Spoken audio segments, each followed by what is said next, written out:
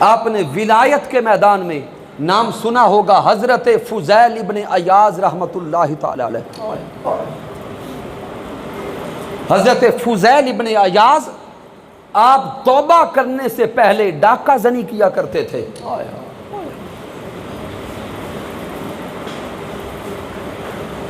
ڈاکہ زنی کیا کرتے، قافلوں کو لوٹا کرتے.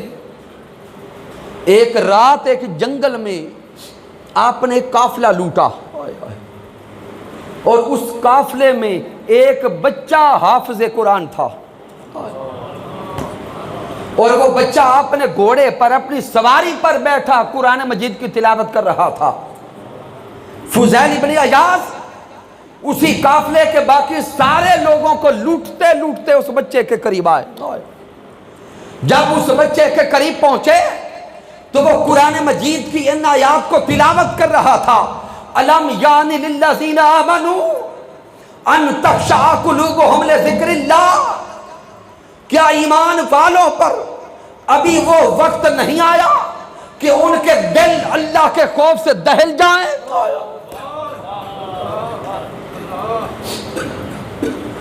کیا ایمان والوں پر ابھی وہ وقت نہیں آیا کہ ان کے دل اللہ کے خوف میں گر جائیں؟ کیا ایمان والوں پر ابھی وہ وقت نہیں آیا کہ ان کے جسم اللہ کے خوف سے کانپ اٹھے؟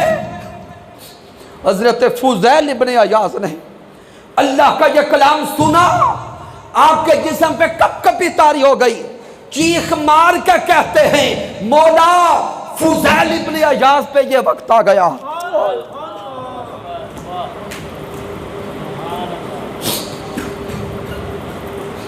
رو کے کہتے ہیں مولا فضیل ابن عیاض پہ یہ وقت آ گیا.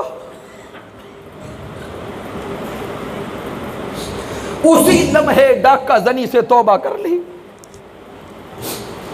ڈاکہ زنی کو چھوڑا، روتے روتے چہرے پہ نقاب ڈالا اور نقاب ڈالتے اسی جنگل میں ایک غار میں جا کر بیٹھ گئے.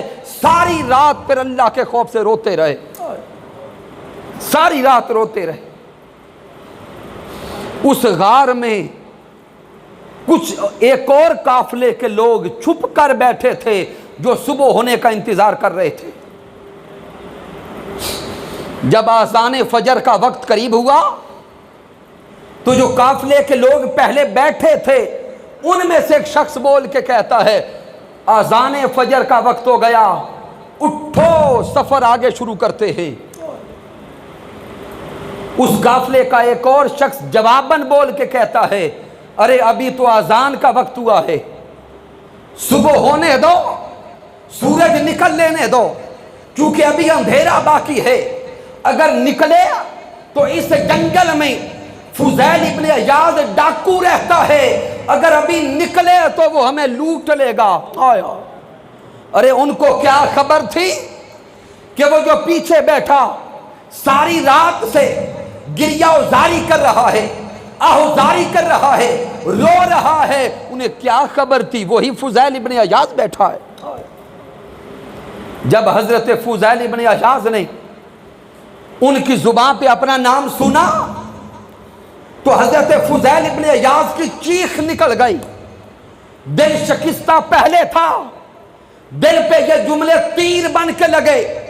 فضیل ابن عیاض کی ہچکیاں بند گئیں اور رو کے کہتے ہیں قافلے والوں اٹھو اپنا سفر شروع کر دو، فضیل تمہیں کیا لوٹے گا، آج کی رات فضیل خود لٹ چکا ہے. آج کی رات فضیل خود لٹ چکا ہے.